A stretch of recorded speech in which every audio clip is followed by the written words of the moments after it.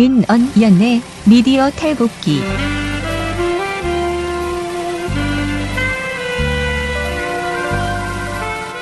민언연의 미디어 탈곡기 259화를 시작하겠습니다. 네, 저는 미디어 탈곡기에서 안학내를 맡고 있는 유민지입니다. 반갑습니다. 반갑습니다. 네. 저는 PD 역할을 맡고 있는 활동가 이정일입니다. 아, 반갑습니다. 네, 반갑습니다. 아, 목소리가 역시 네. 끝내줍니다. 오늘 배낭 활동가 안 보시네요? 네. 네. 제 앞에 있어야 될 배낭 활동가가 오늘 네.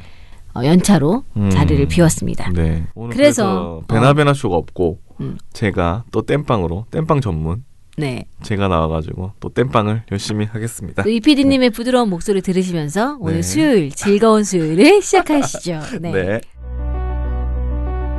지방선거 기간 언론에게도 영혼이 있다면 유권자의 합리적 의사판단을 도울 정책 검증과 경마식 보도와 근거 없는 흑색 선전을 하지 않는 공정함, 군소정당 후보라도 충분히 다루는 따뜻한 마음을 가졌을 것입니다.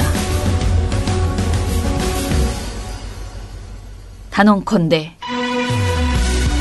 불공정 선거보도를 접하신 여러분의 제보는 가장 완벽한 선거보도를 만듭니다. 2018 전국 지방선거 미디어 감시연대 1661-0999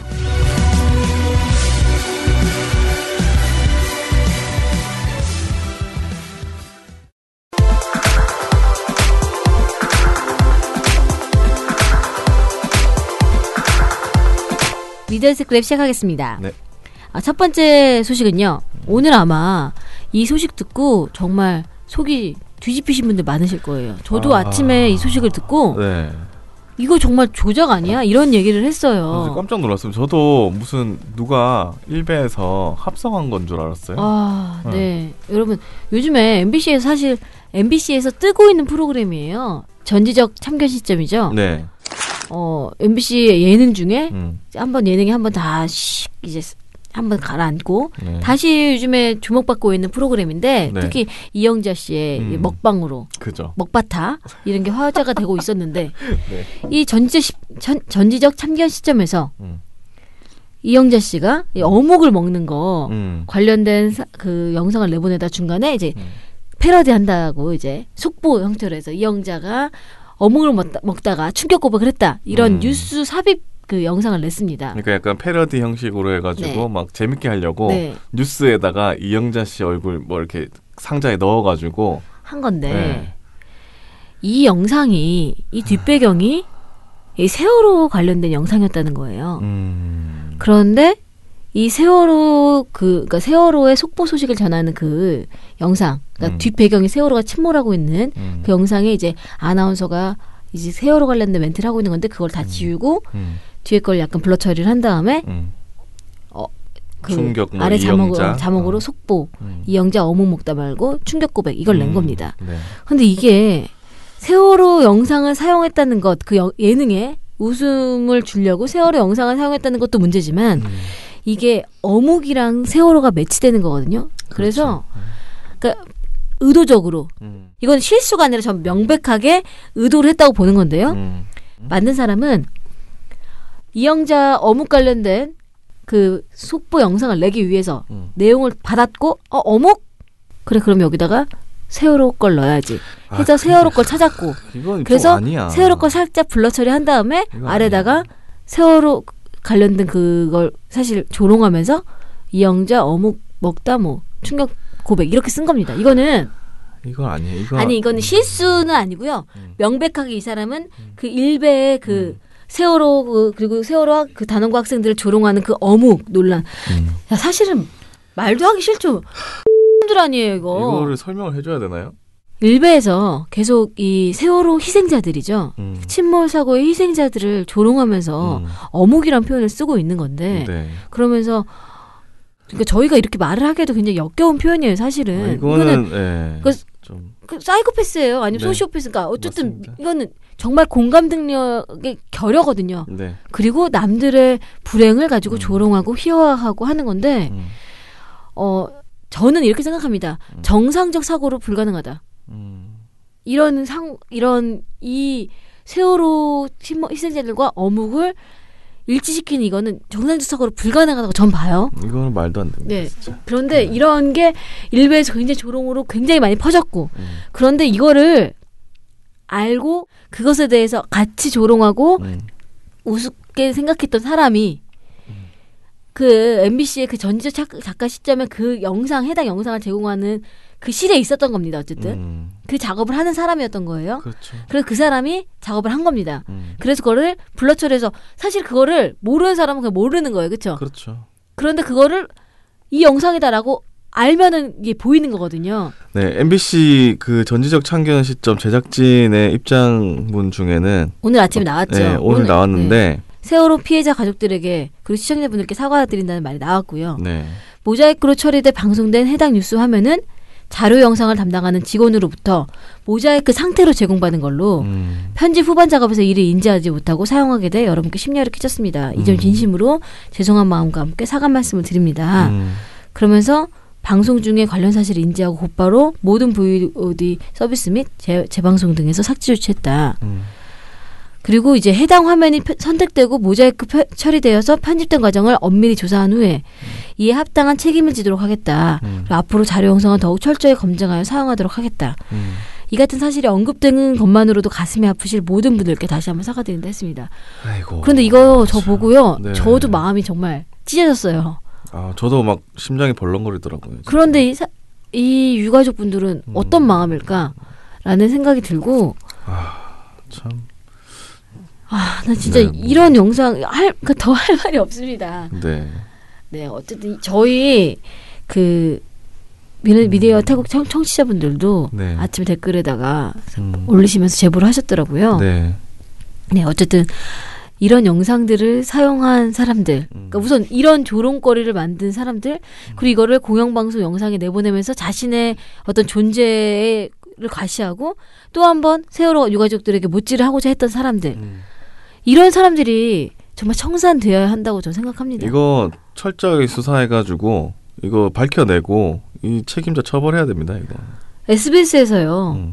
일베 관련된 조롱 영상이 나왔는데 고 노무현 대통령에 대한 그런 영상 자료 화면이었잖아요. 근데 이렇게 세월호 관련된 영상이 이렇게 나온 건 저는 전면으로 희생자들 정말 전면으로 조롱하는 영상이 나온 거 저는 처음 온 것 같아요. 제가 알기로는. 네. 이거 정말 철저하게 조사해야지. SBS 같은 경우에는 지금 한 10차례 반복됐거든요. 네, 그래서 굉장히 많이 했죠. 네. 그런데 지금 이 예능 프로그램에 이런 식으로 넣은 거에 대해서 우선은 저는 전지적 참견 시점 되게 재밌게 이영자 씨 관련된 부분 재밌게 봤던 사람으로 네. 앞으로 웃으면서 이 프로그램 볼 수 있을까? 진짜. 이런 생각이 드네요. 네. MBC가 어떻게 철저하게 진상 규명하고 책임자 처벌하고 하는지를 좀 지켜봐야 될 것 이거 진짜 같습니다. 찾아내야 됩니다. 이거 누가 했는지. 네, 반드시 진상 규명되고 책임자 처벌 반드시 해주시길 바라겠습니다. 네. 다음 스크립입니다. PD저널 기사인데요. KBS가 시사, 보도, 라디오 국장을 임명 동의 투표를 한다. 이런 제목입니다. 네. 이제 국장 임명 동의제를 도입하기로 했잖아요. 이제 양승동 새 사장이 오면서. 네. 그래서 이게 10일까지 실시한다는 이런 기사입니다.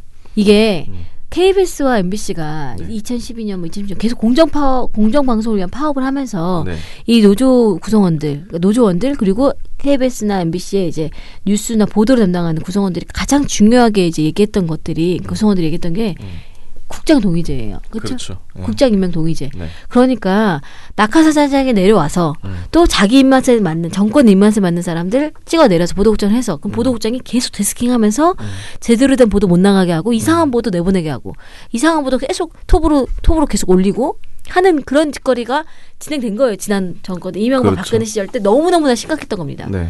그리고 뭐 지금 우리가 방금 전에도 세월호 얘기했지만 세월호의 사건에 대해서 야 축소해 이건 이렇게 올려 이건 내려 이런 식으로 한 거잖아요. 네. 그러면서 실제로 공영방송의 뉴스를 완전 무너뜨리고 시청자들에게 잘못된 얘기를 오도하고 이런 일들이 있었는데 왜곡하고 이거를 바로잡기 위해서는 최소한 필요한 거 최소한의 그 우리가 같이 필요한 거는 바로 국장 임명 동의제다. 그렇죠. 이렇게 이야기했습니다. 국장을 네 마음대로 꽂지 마라. 음. 구성원들이 반 이상은 50% 이상은 오케이. 뭐 60% 이상은 오케이. 하면 그 사람 임명될 수 있지만 완전 개차반이 되는 일을 막을 수 있잖아요. 그렇죠? 네. 그래서 최소한의 우리가 야 우리 이 정도는 합의하고 가자. 이렇게 얘기했던 게 국장임명동의제인데 네. 이게 실제로 KBS의 사장이 바뀌면서 진행이 네. 된다라는 것들이 뉴스로 나온 겁니다. 이 투표 자체가 이제 사후 임명 동의제거든요. 형태가 됐죠 이번에는. 네, 이제 선 국장 임명하고 네. 그 다음에 후 임명 동의입니다. 그러니까 사장이 국장을 임명한 다음에 네. 그 다음에 직원들한테 한번 물어보자. 이 사람이 국장이 돼도 되는지 네. 그렇게 해서 투표를 하는 겁니다. 지난해 이제 SBS가 편성실장이랑 시사교양본부장을 이제 제작인원의 60% 찬성 받아갖고 했고 네. 보도본부장 같은 경우에는 네. 제작인원의 50% 찬성 받아서 이제 임명을 한 사례가 있습니다. 그래서 네. 이것들이 이제 쭉쭉 이제 뭐 MBC나 KBS나 이렇게 퍼져나가기를 그래서 결국엔 국장 임명 동의제는 그냥 몇몇이 아니라 정말 방송사 이런 곳에 그걸 보장하기 위해서 제대로 된 보도를 보장하기 위해서 네. 이게 쭉 정말 퍼지는 게 좋겠다. 그런 풍토가 자리 잡아서 좋겠다. 이런 이야기도 있습니다. 네, 이렇게 돼야지 이제 구성원들의 지지를 받을 수가 있잖아요. 그렇죠. 국장이. 그러면서 자기도 일을 잘 해나갈 수가 있고. 네, 그리고 그래야지 음. 어떤 보도의 기본적인 어떤 룰은 지킬 수 있다. 네. 이게 서로한테 좋은 것 같아요. 안 그러면 무너집니다. 네, 안 그러면 뭐 국장 이상한 사람 오면 일을 하기도 되게 힘들고 막 네. 밑에서 어떻게 해야 되지 이런 막 혼란 이런 것도 크잖아요. 그러니까 이렇게 하는 게 앞으로도 계속 됐으면 좋겠네요. 이게 결국에는 그 2012년부터 계속 했던 공정 언론을 위한 파업 그리고 거기에 대한 시민들의 지지 네. 이런 것들 통해서 얻어낸 큰 성과라고 할 수 있겠습니다. 네.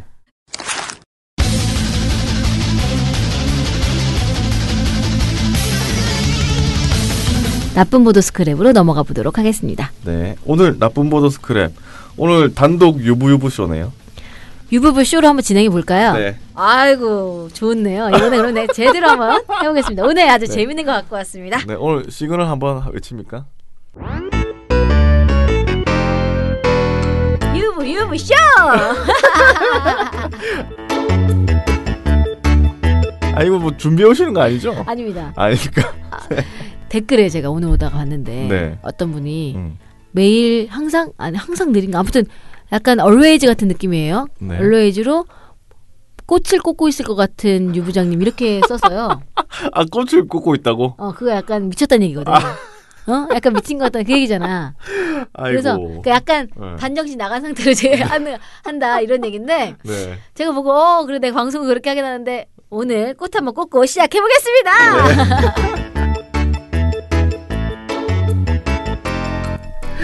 아무튼 유부쇼. 네. 오늘은 어떤 소식 가지고 오셨습니까? 우선요. 네. 오늘 나쁜 보도 스크랩 이야기하기 전에 네. 제가 오늘 아침에 네. 이 녹음을 들어오기 전에 항상 아침에 이제 신문을 이렇게 본단 말입니다. 네. 그런데 조선일보를 제가 또 딱 보죠. 아. 딱 봤는데 오늘 조선일보에 네. 이제 조선일보 얘기하면 여러분 뭐 지겨우실 수 있지만 어쨌든 오늘 어떤 일이 있었냐 이제 아니 오늘 안 지겨워 안 지겨워. 그래? 늘 새로워. 오늘 모든 신문의 일면에는 어떤 사진이 나왔냐 대부분의 신문은 시진핑하고 김정은 아니에요? 그렇죠. 그렇죠. 시진핑 주석과 김정은 국무위원장이 둘이 같이 만난 거예요. 그렇죠. 만나가지고 네. 지금 산책을 했습니다. 네. 도보다리 따라하듯이. 네, 지금 그게 초점이에요. 그죠. 그런데 어쨌든 여기서 중요한 게 뭐냐? 네. 바닷가를. 중요한 거는 43일 만에 다시 간 거예요. 김정은 국무위원장이 7년 만에 북중 정상에 만난 거였거든요. 그렇죠. 한 달 좀 전에. 네. 그랬는데 또다시 40살 만에 또 갔어. 그러니까 우선 남북 정상회담 전에 갔는데 남북 정상회담 끝나자마자 간 거예요. 그렇죠. 그런데 처음에 갔을 때는 좀 서먹서먹한 거죠. 그래서 43일 만에 갔는데 이거 저번에 남북 정상회담 했는데 이 둘이 밀담하는 게 너무 좋은 거예요. 그래서 이제 두부다리를 따라한 이제 해변가 산책을 네. 했다는 게 이제 뭐 어쨌든 주요 언론의 보도 내용입니다. 남자 두 분이 낭만적이야. 그래서 이걸 다뤘어요. 자, 근데요. 제가 이렇게 오늘 신문들을 그냥 이렇게 봤는데 조선일보가 팔면봉이라고 제가 촌평 코너 있다고 했죠. 네. 거기에 오늘 뭐라고 나왔냐. 네.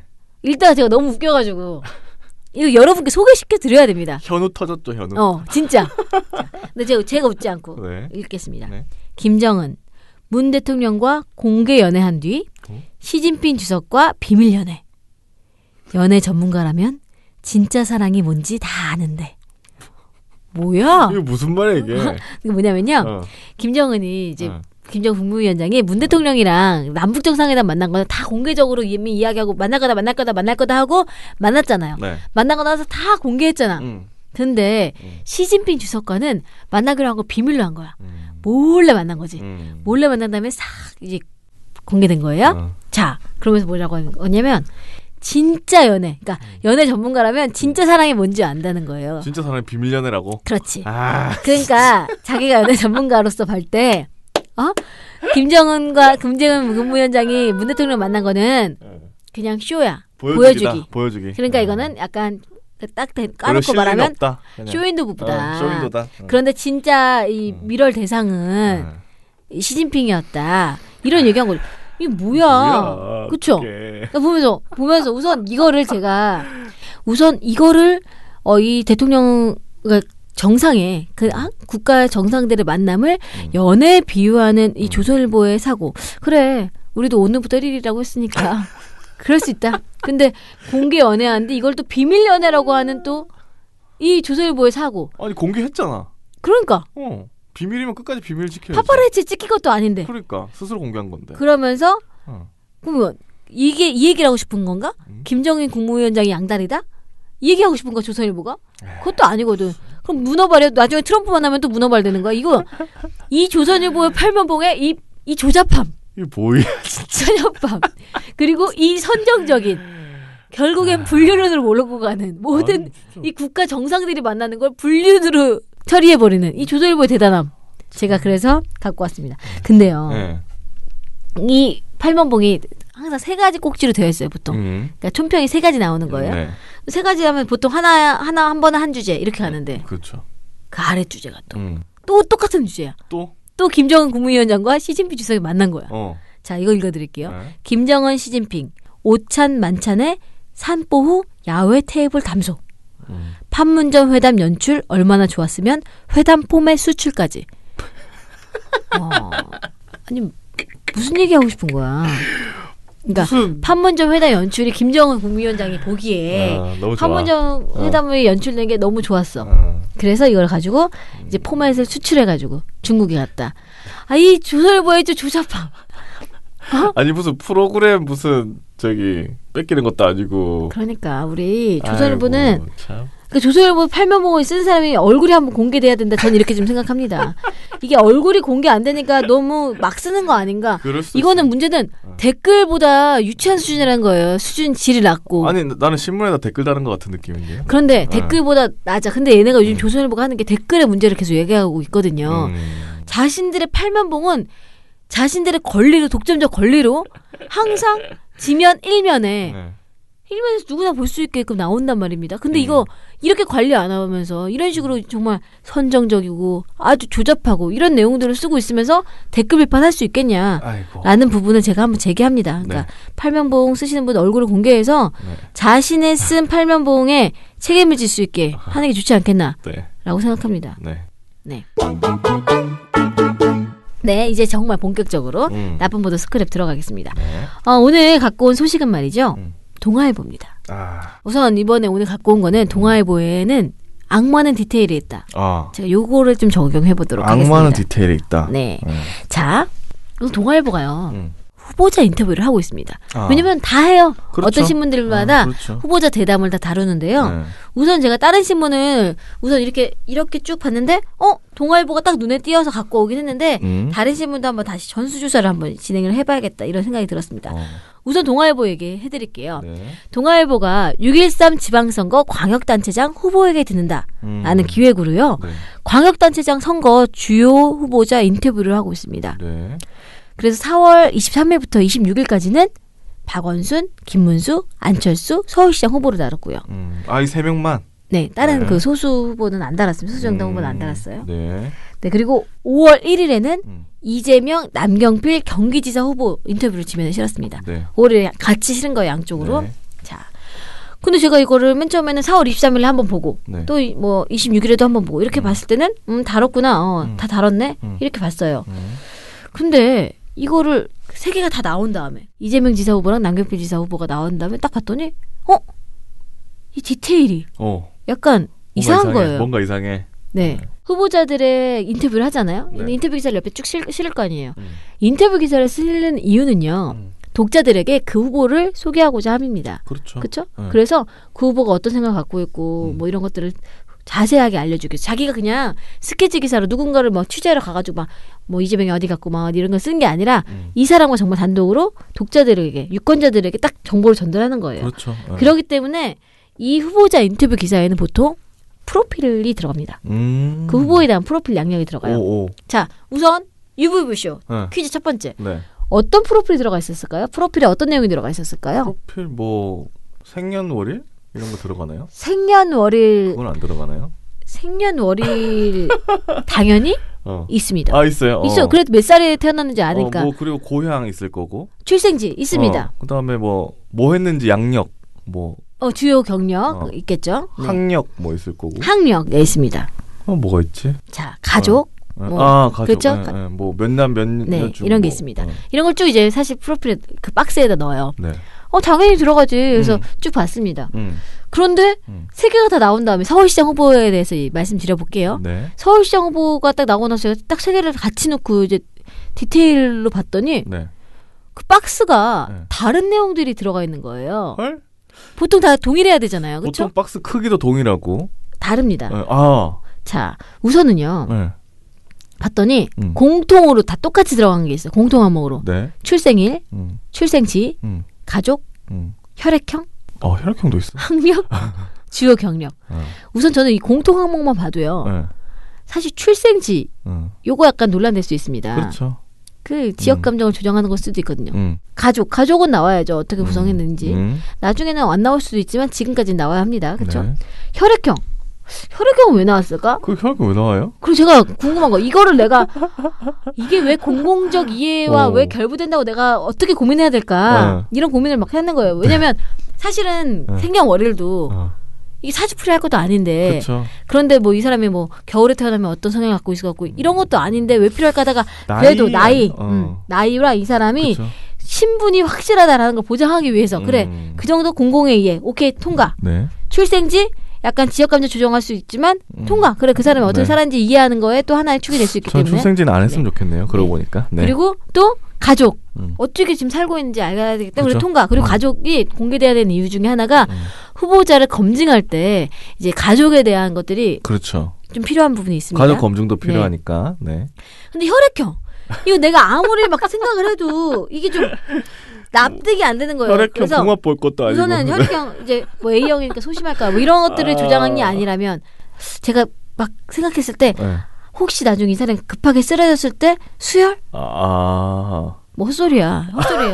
아무래도 납득이 안 돼. 나 스스로 납득이 안 돼. 그래서 혈액형 이거는 TMI 투머치다. 이렇게 생각하고 종교 뭐 이런 것도 안 들어가나요? 종교 안 들어갑니다. 그리고 또 들어가는 학력. 학력도 사실은 좀 위험 요소가 있습니다. 그렇죠. 네. 그리고 거기에 이제 학연 이런 것들을 또 조장할 수 있기 때문에 조금 어려운 부분이 있죠. 학연 지연이 다 들어가 있구나. 그렇기 때문에 학력 부분 그렇지만 어쨌든 그 사람의 삶을 이해하는 부분에서 연다면 열 수 있다. 전공 정도야 뭐 표시해도 될 것 같은데. 전공이 아니라 이제 고등학교와 고등학교도 나오는구나. 고등학교, 대학교, 전공 이렇게까지 다 공개가 되었습니다. 네. 그리고 주요 경력 나와야 되겠죠. 네, 뭘 했고. 네. 근데 문제는 어떤 후보에는 있고 어떤 후보에는 없는 게 있어. 뭐가 있죠? 우선 TMI 하나 고를게요. TMI. 굳이 나와갈 필요 없는 거. 키가 나와 있습니다. 키. 키가 나와 있어요. 몸무게는 나오나요? 몸무게 없습니다. 키가 나와 있어요. 자, 네. 여기 나온 거 보면 투머치예요. 네. 박원순 시장 키 프로필 중에 키가 있습니다. 170cm. 대박. 김문수 시장 후보 키 172cm. 네. 안철수 후보. 제가 이거 차별 항목이라고 했죠. 네. 안철수 후보에는 키가 안 나와 있어요. 이게 뭐야? TMI. TMI가 아니라 이게 약간 그 본인의 어떤 프라이버시? 컴플렉스일 수도 있는데 키가 어쨌든 뭐 안철수 시장 후보 거는 키를 안 넣습니다. 사실 키는 있으나 없으나 상관없는 것 같은데. 키는 우선 없어야 돼요. 키가 왜 있어? 키가 왜 필요해? 안철수 키를 보고 시장을 뽑을 거야? 그거 아니잖아요. 그거 아니죠. 그런데 키가 들어가 있는 것도 웃기지만 게다가 안철수 후보 거는 또 빠져 있다. 그러게. 이것도 황당합니다. 이상하네. 차별 항목입니다. 또 차별 항목 뭐가 있냐? 재산 내역이요. 재산 내역 있습니다. 공직자 재산 내역 공개돼야 되죠. 아, 그렇죠. 박원순 시장 후보와 안철수 시장 후보는 공개가 됐습니다. 재산 내역이. 어. 그런데 김문수 후보는 공개가 안 됐어요. 헐? 자, 제가 이거를 생각해 봤을 때 헐. 안철수 후보 같은 경우는 2017년 기준이에요. 그러니까 아마 대선 출마하면서 공개된 거고요. 네. 박원순 시장은 지금 현재 이제 재산 내역 2018년 3월 기준이니까 공직자 윤리 공개되게 되어 있습니다. 재산 그렇죠, 내역이. 그렇죠. 그런데 김문수 후보는 사실 공직을 좀 떠난 지가 오래됐죠. 좀 됐죠. 네. 이제 경기도지사 끝난 다음에 이제 네. 비었으니까. 계속 쉬고 계시니까. 그럼에도 불구하고 그런데 이거에 대한 설명조차 없는 거예요. 그러면 2014년 기준으로 공개하든가 아니면은 뭐 이래서 없다고 나오든가 재산 내역 부분에 싹 빠져 있습니다. 이거 차별 항목이라고 전 봐요. 그러네요. 그렇죠? 그런데 김문수 후보는 재산 내역이 없는 듯이 뭐가 있는지 아세요? 뭐가 있어요? 핵심 공약. 핵심 공약. 다른 후보들은 없어요. 이건 매우 유리한 질문이거든요. 아니 핵심 공약은 다 있어야 되는 거 아니에요? 그러니까요. 그러니까 방금 전에 말씀드렸던 건 재산 내역은 두 명 다 다른 후보 2명 다 있는데 이게 뭐야? 김문수 후보는 없이 핵심 공약만 있습니다.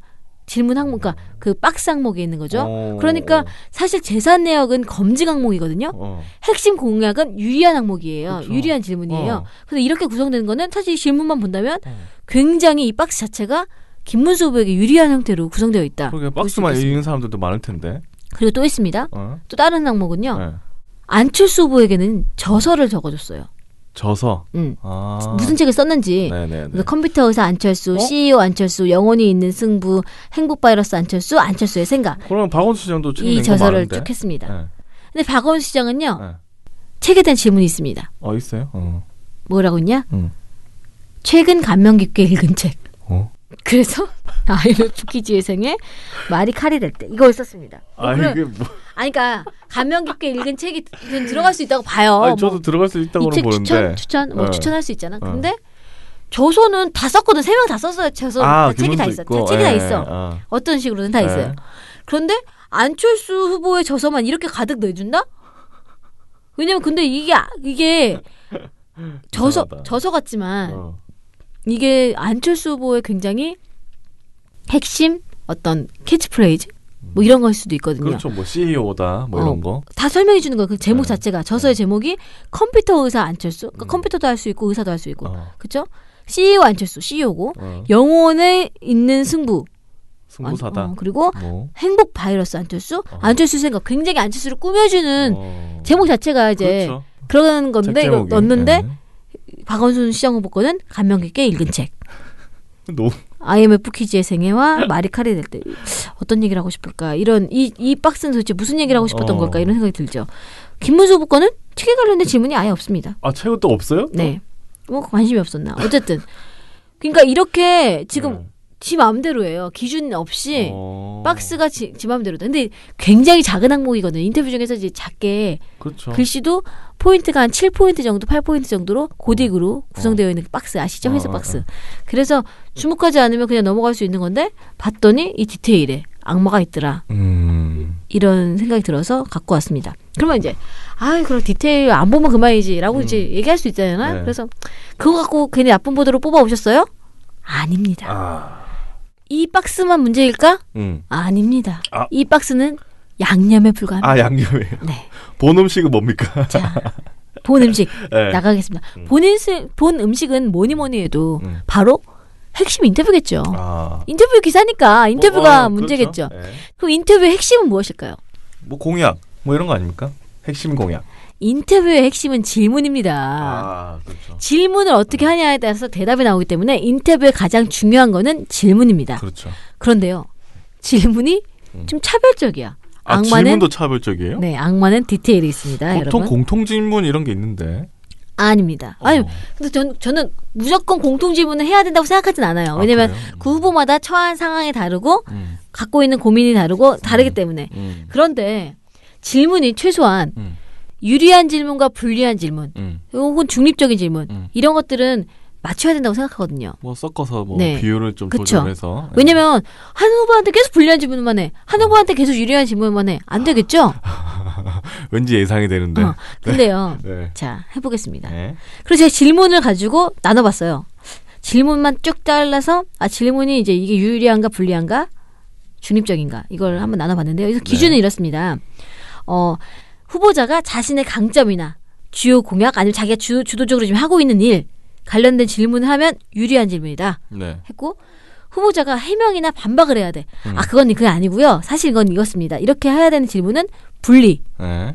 그리고 이와 상관없이 그냥 상대 후보에 대한 평가 같은 거 이런 것들은 중립으로 구분해서 했습니다.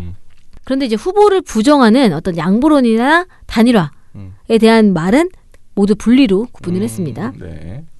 근데 이제 박원순 시장에 대해서 차기 대선이 이제 시장 재임 기간 안에 있다 뭐 이런 것도 묻는데 이런 것들은 결과적으로 박 시장한테 불리할 수 있는데 그렇죠. 그래도 많은 시민이 궁금해할 수 있는 주제이기 때문에 이거는 중립으로 처리를 했습니다. 이번 박원순 시장 관련해서 한번 보겠습니다. 네. 유리한 질문은 3개, 불리한 질문 5개, 중립적인 질문 4개로 구성이 됐습니다. 자, 그러면 우리가 어떤 유리한 질문이 있었지? 네. 유리한 질문 첫 번째는 이런 겁니다. 경선에서 큰 득표차로 1위를 했다. 이렇게 이제 질문했더니 뭐 많은 시민들이 지지해준 격분이고 이런 얘기를 했겠죠? 네. 경선에서 큰 득표차로 1위했다라는 말은 당연히 후보에게 유리한 질문입니다. 그렇죠? 네. 두 번째, 관점을 바꾸면 한 개 많다는 취지인가? 이렇게 질문이 나왔는데요. 이게 뭐냐면 이 앞에 질문이 어떤 게 나왔냐면 부정적인 질문이 있습니다. 앞에서 당 내외의 경쟁자들이 특별한 업적이 없다고 얘기하더라. 이런 부정적인 질문이 나왔어요. 이거 부정이죠. 불리한 질문입니다. 너 한 거 없다고 하던데? 당 안에서도 그렇고 밖에서도 그렇고 불리한 질문을 했더니 뭐 그게 아니다 했더니 이걸 같이 있는 질문으로 그럼 관점을 바꾸면 한 게 많다는 취지냐? 라고 한 거를 사실 저는 이게 유리한 건가? 했지만 그래 유리한 걸로 넣어주자. 통 크게 넣어줬습니다. 유리한 질문으로. 그리고 이제 세 번째 유리한 질문은 서울시장 후보로서 본인이 가진 장점 뭐냐? 라는 질문이에요. 유리한 질문이죠. 네. 불리한 질문 뭐가 있는지 보겠습니다. 이 유리한 질문 3개 끝. 그 다음에 불리한 질문들은 아까 얘기했던 경쟁자들이 특별한 업적이 없다던데 뭐 이런 얘기. 두 번째, 도시재생 프로젝트에 대한 부정적 시각도 많다. 세 번째, 3선 도전으로 서울시장을 꿈꾸는 당내 차세대가 성장할 기회가 줄어든다는 지적도 있다. 그러니까 너무 오래 했다 이 얘기죠. 네. 네 번째, 안 후보와 관련해서 제기되는 양보론에 대해서는 어떻게 생각하냐. 양보론에 대해서. 다섯 번째, 야당은 드루킹 댓글 사건에 특검을 도입하자고 한다. 이건 당내 불리한 이슈를 갖고 왔기 때문에 불리한 이슈입니다. 그 중립적인 질문은 뭐 서울시장 후보 그러니까 김문수 후보랑 연이 있냐? 그리고 정치인으로서 안철수는 어떻게 생각하냐?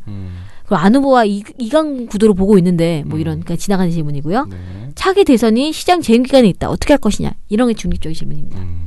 그러면 불리한 질문이 한 5개 정도 있었구나. 그리고 굉장히 이제 자신의 여태까지 서울시장을 하면서 있었던 것들에 대한 어떤 평가들 그리고 너 이제 너무 오래 한 거 아니야? 뭐 이런 내용들이 있었다. 이렇게 기억하시면 될 것 같아요. 네. 자, 그럼 김문수 후보에 대해서는 어떤 부정적 질문이 있었을까? 불리한 질문이 있었을까?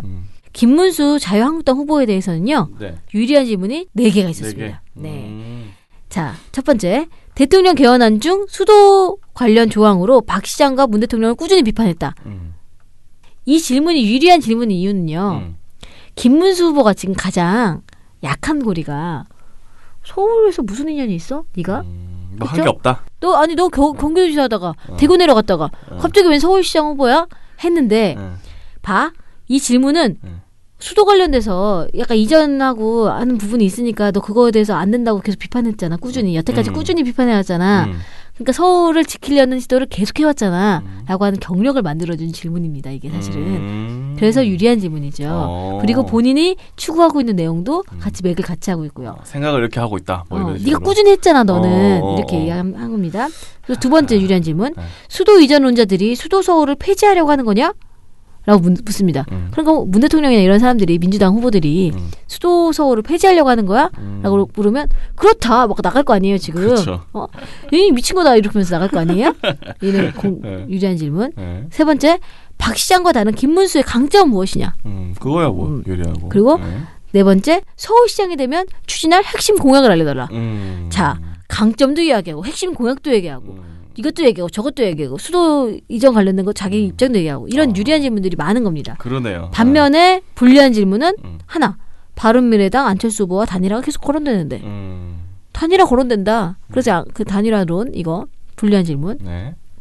겨우겨우 뽑은 거죠. 그러니까 불리한 거 제가 지금 그리고 중립적인 질문으로는 박원순 시장의 7년 시장을 평가해달라.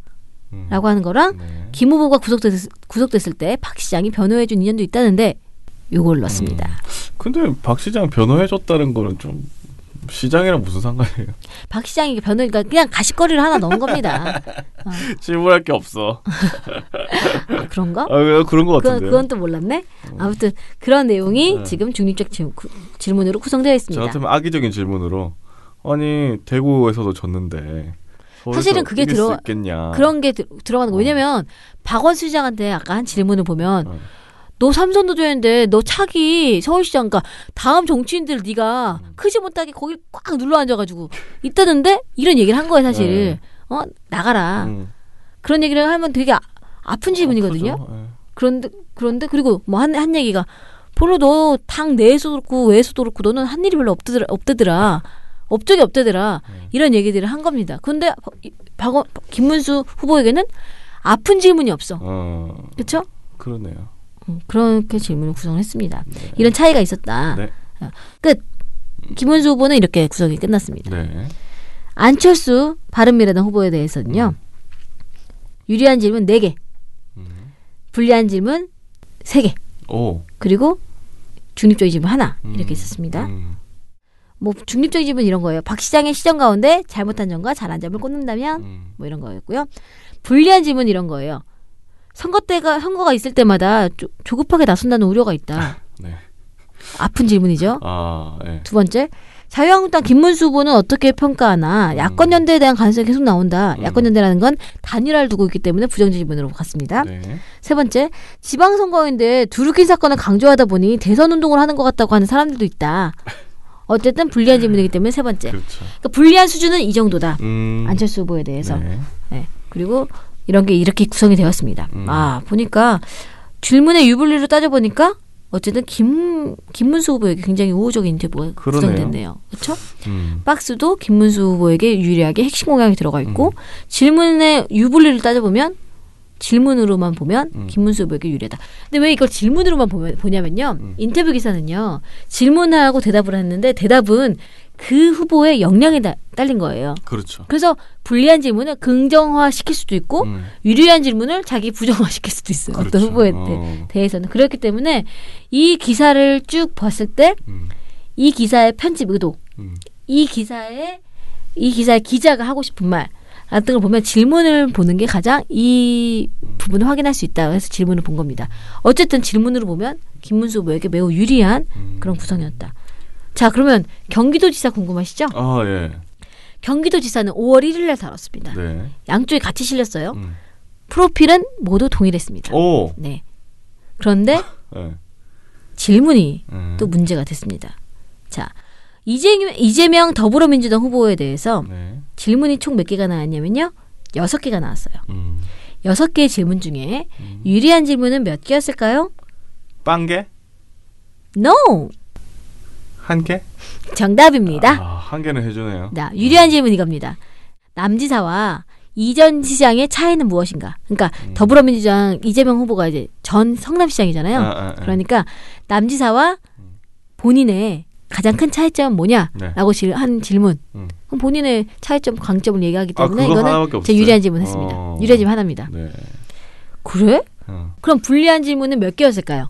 3개? 네, 3개 정답입니다. 자, 네. 진짜 뼈 아프게 질문했어요. 자, 1번. 이전 시장의 공약은 포퓰리즘 확대라는 말도 있다. 포퓰리즘 비판한 거죠. 그렇죠. 두 번째. 청년 배당 확대가 현실적으로 가능한가? 말만 하고 있는 거 아니니? 그리고 세 번째. 민주당 경선에서 가족사, 해경군 김씨 트위터 논란이 있었던데 이렇게 있습니다. 요 3개. 네, 중립적인 질문으로는요. 네. 남지사 도정에 대해서는 어떻게 평가하나? 네. 그리고 차기 대선에 출마하려면 경기도지사 임기를 마치지 못하는데 이렇게 질문했습니다. 저는 사실은 차기 대선 출마하려면 경기도지사 임기를 마치지 못하는데 이 말은 부정 아니에요? 네, 사실 불리한 질문이라고 네. 생각하는데 네. 어떤 대선 출마 부분은 그래 궁금해할 수도 있기 때문에 시민들이 그래서 중립적 질문으로 넣습니다. 네. 네. 자, 그러면 남경필 자유한국당 후보에 대해서는 네. 유리한 질문 몇 개였을까요? 하나 있었습니다. 오. 하나. 음. 현직 지사로서 남경필의 강점과 공약은 뭔가? 자, 그러면 불리한 질문 네. 하나 있습니다. 경기도지사 선거만 놓고 볼 때 이재명 전 시장의 인기가 만만치 않다. 끝. 끝. 이제 중립적인 질문입니다. 네. 매맞는 사과 동영상도 찍었다. 보수가 가장 잘못한 게 뭔가? 이겁니다. 그리고 남지사가 말하는 그래서 우리도 망했다는 의미는 뭔가? 이게 지금 남경필 후보가 가장 역점을 두고 있는, 자기가 하고 있는, 그러니까 지금 보수에 대한 실망감이 많잖아요. 그래서 보수에 대한 부분을 자기가 혁신하겠다라는 네. 의미로 행보에서 가장 주요하게 보고 있는 것 중에 하나예요. 그러니까 이거를 한번 끌어내준 거죠. 그래서 유리할 수도 있는 질문이지만 어쨌든 부정적인 이야기가 있을 수도 있기 때문에 불리한, 그냥 중립적 질문으로 그래요. 드리겠습니다. 저는 약간 유리한 질문 같은데. 유리한 질문으로 원래 볼 수 있습니다. 네. 네. 그러니까 보수 진영의 반성을 다룬 질문인데 이거는 남지사가 주도적으로 제기하고 있는 내용이에요. 그래서 사실 저는 유리하다고도 보는데 그래 우리가 보수적으로 하자. 그러면 중립으로 처리할 수 있습니다. 네. 그리고 뭐 이전 시장 어떻게 평가하냐? 남북 정상회담 비준이 논란인데 이런 질문들이 중립으로 처리했습니다. 근데요. 그 이전 시장 질문 중에 네. 해경군 김 씨나 가족사 같은 경우 있잖아요. 이거는 사실 마땅하지 않거든요. 그렇죠. 이런 기준으로 한다면 사실 남지사 같은 경우에는 이제 가족 논란이 있죠. 뭐 아들 문제라든지. 근데 아픈 논란이죠, 사실. 네. 근데 그거는 다루지 않았거든요. 그러니까 그러면서 이재명 후보에 대해서는 경선을 이야기하면서 가족사도 이야기하고 이렇게 얘기한다는 건 한쪽에게 너무 불리하지 않는가 그렇죠. 이렇게 봅니다. 네. 언론중재위원회예요. 선거 기간이 되면 그 산하에 선거기사 심의위원회라고 하는 곳이 열립니다. 네. 선거기사 심의하는데 심의 기준 5조에는 형평성이라고 하는 구정이 있어요. 선거기사의 편집 및 기사 배열에 있어서 합리적 근거 없이 특정 정당 또는 후보자에 대해서 내용을 확대, 과장, 누락, 축소 또는 사실과 다르게 변형한 기사가 이제 위반한 기사거든요. 그 네. 형평성을 위반한 기사. 그리고 선거와 관련하여 정당 후보자 또는 대리인 간의 대담 토론을 보도하면서 선거 쟁점에 관한 논의가 균형을 이루지 못하게 의견이 다른 후보자나 이해 당사자의 균등한 기회를 제공하지 못한 기사가 형평성을 위반한 기사로 보고 있습니다. 이건 좀 위반한 거 같네 그러면. 동아일보의 후보자 대담 인터뷰는 저는 그 질문 구성이 형평성 위반이다. 이렇게 봅니다. 네. 앞으로도 이제 계속 기사가 나올 텐데 어떤 식으로 다루고 있는지 지켜보겠습니다. 네. 오늘 끝인가요? 네. 네. 2부 유부쇼 끝!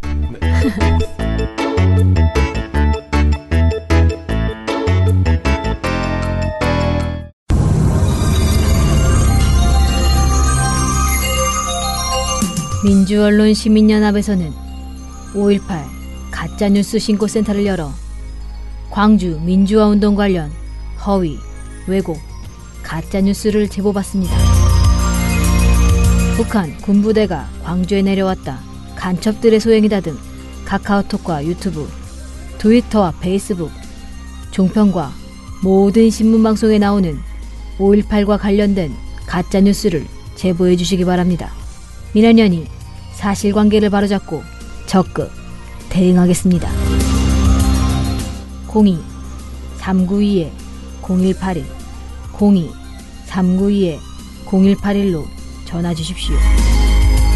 5.18 가짜뉴스 신고센터는 민원연과 5.18 기념재단이 함께합니다. 7, 6, 5, 4, 3, 2, 1. You'll never have the sacred stone. Oh, this you crazy mother. 자자자. 민원연 대댓글.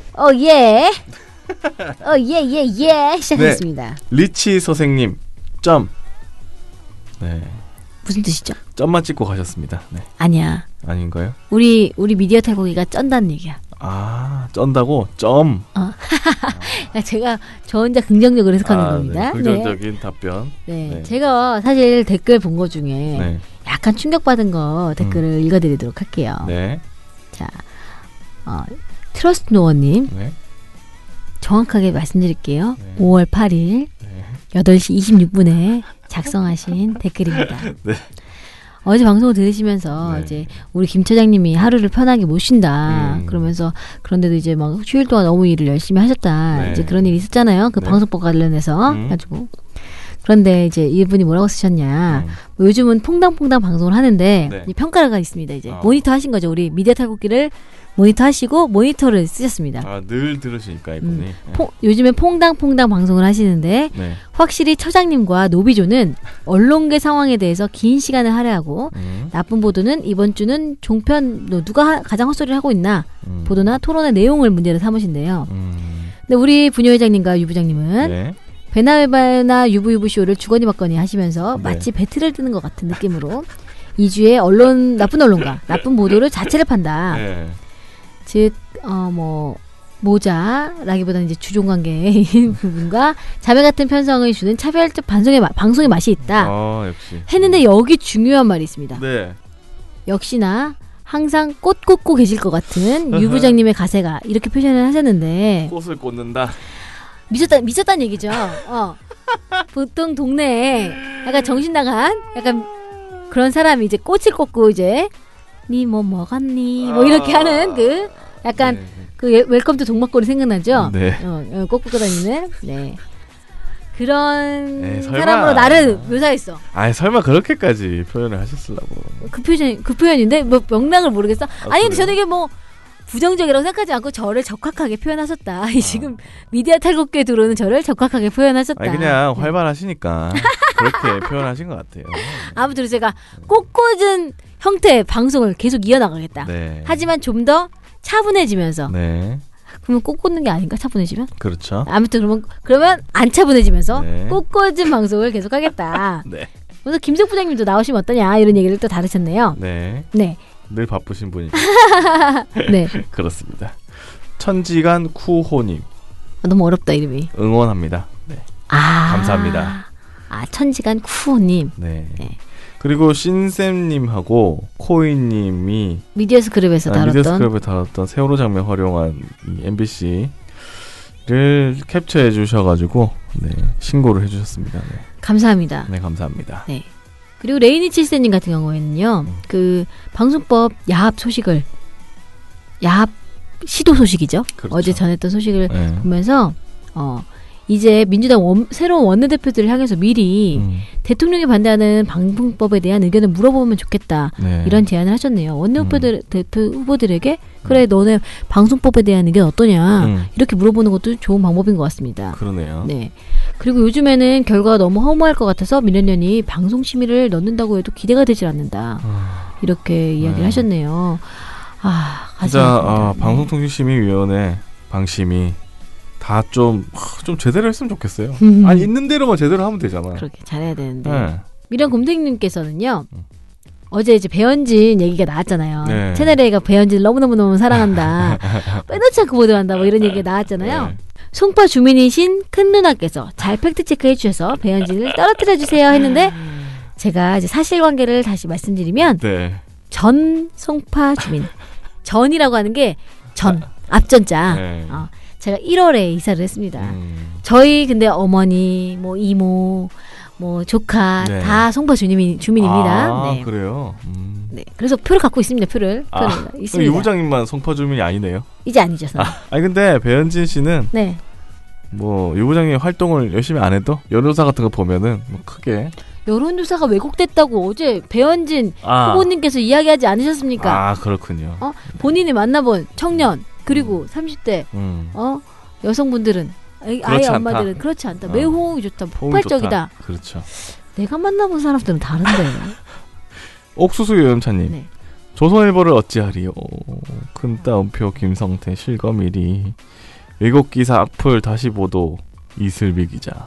메인 제목이 드루큰 게이트. 이런 기사 쓰면 창피하지 않나요? 네. 대댓글까지 다 들어봤는데요.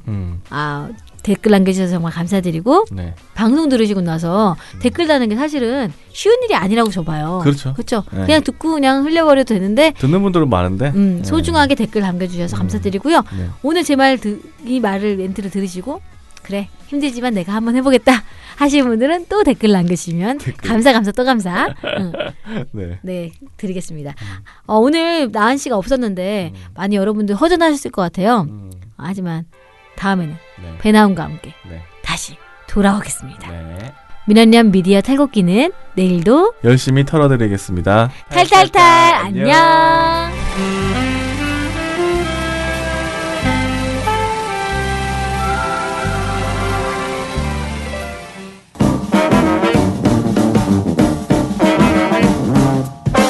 여러분, 미디어 탈곡기 잘 들으셨나요? 민원연은 1984년부터 우리 사회 언론 민주화를 위한 걸음을 우직하게 걷고 있습니다. 특히 왜곡, 편파, 막장 뉴스가 만연한 상황에서 민원연의 언론 감시 활동은 더욱 중요합니다. 민원연 회원이 되어 저희에게 힘을 주세요. 민원연 홈페이지 ccdm.or.kr에 오셔서 회원가입을 신청하시거나 02-392-0181로 전화 주시면 됩니다. 한 달 10,000원의 회비가 언론을 바꿉니다.